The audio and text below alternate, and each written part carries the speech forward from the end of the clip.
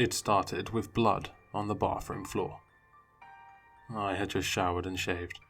This was a big deal for me. I lived alone, and after a year without a job, I had let myself go. What was the point? I had always thought, I've nowhere to go, no one to see. Most days would be spent on the sofa, watching garbage TV. This was the morning when all that would change. I don't know what had flipped my switch, but I woke up feeling focused and determined. Starting today, I would begin to look for work. I would exercise, and in the evenings I would read. Maybe even sell the TV. Stupid thing. Every day would begin with me shaving and showering.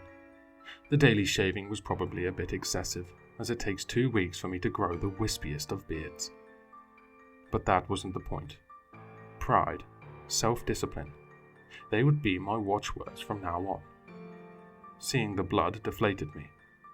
There were 3 thick puddles of it. I was such a klutz that I had cut myself really badly while shaving, with a safety razor. I wiped condensation from the mirror and looked for the fresh gash. Only my skin was unmarked. Well, this was weird. I must have bled from somewhere else. I took off the towel that I had wrapped myself in after the shower, and with a lot of twisting in the mirror, I checked myself all over. Nothing.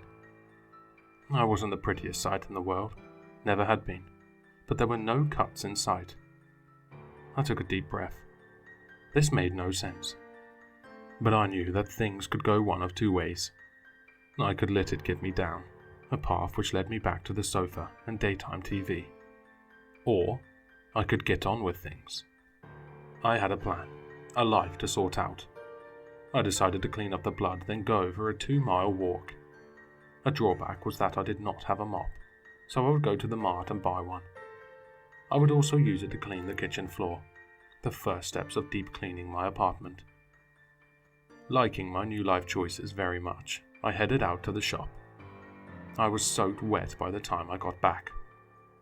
Stiflingly hot weather, punctuated by downpours, seemed to have become the norm for summers now. I was hesitant as I went inside. After every rainstorm recently, the apartment is filled with a rank smell. It leaves me feeling nauseous. I have complained to my landlord and the local council, but they both ignored me. The stink seems to come from the plug holes in my bathroom and kitchen, so I have always figured it's the drains. Surely that was the council's responsibility. I decided to phone them then and there, and get on at them until it was sorted. New me. Go get them. First, I went to towel myself dry. The smell in the bathroom was off-putting, but I braced myself. Once that was done, I figured I should clean my teeth. The incident with the blood earlier had made me forget to. Dental hygiene was important from now on as well.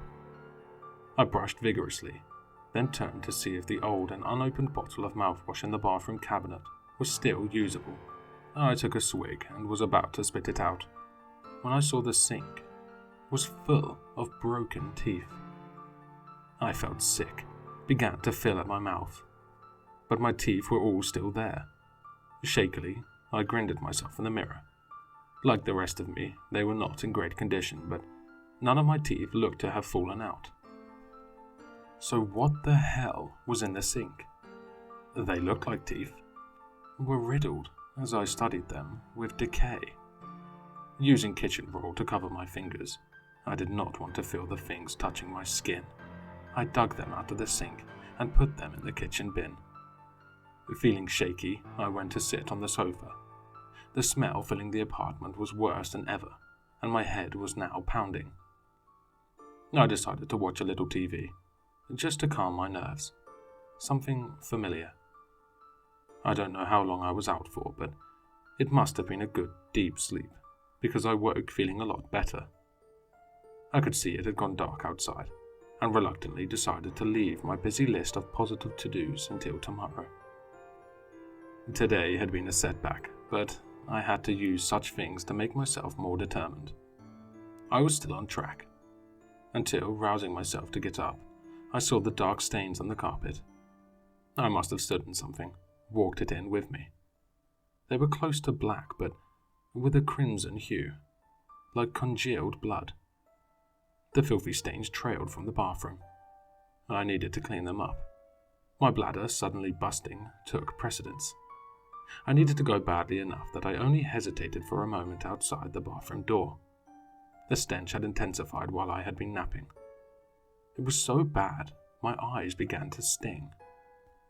It needs must, though. I stepped into the bathroom. The stains went up to the base of the sink. There was something odd about them, though. They were smaller than my feet and pointed at one end, more like a claw than the front of my battered old trainers. Which made no sense. I paid my call of nature, then went to wash my hands. My hand hovered over the tap. A dark liquid was bubbling out of the plug hole. It was little more than a dribble at first, but its flow was becoming heavier by the second, and there, buried in its twisting, rising form, was a single, rotten tooth. Then another, and another. The liquid shimmered, and I was looking into a gaping, inhuman maw. I staggered backwards, slamming the door shut. I dragged the sofa over to block the door, to keep whatever was in there from getting out. Then I hurried out of the flat. I can't remember going down the stairs. I was standing on the street, breathing hard, fear burning in my guts. I was fine, though.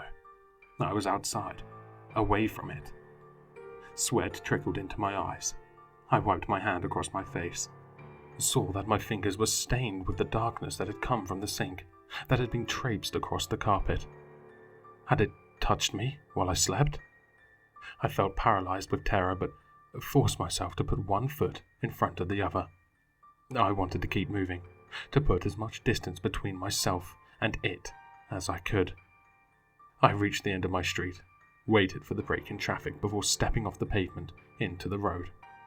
I caught movement in the corner of my eye, a storm drain next to my foot. Inside it, inches below me, I could see the darkness. It was blood red. I began to cry, the sobs racking my body. It was flowing all around me, beneath the city streets. I ran for a long time, until I reached the bay which fringes the city. The pipes would bring it out there, dispersing it into the ocean. I wanted to somehow see, to know that it was being washed away. And then, maybe, I could begin to feel safe. Then, I thought, what if it is not flowing out to the sea, but was born, an aberration of nature, out there, and is slowly, steadily, moving inland, drawn by our sound and warmth, wanting to reach out and envelop us. I am standing looking out to sea, lost, hardly daring to breathe. There is no escape.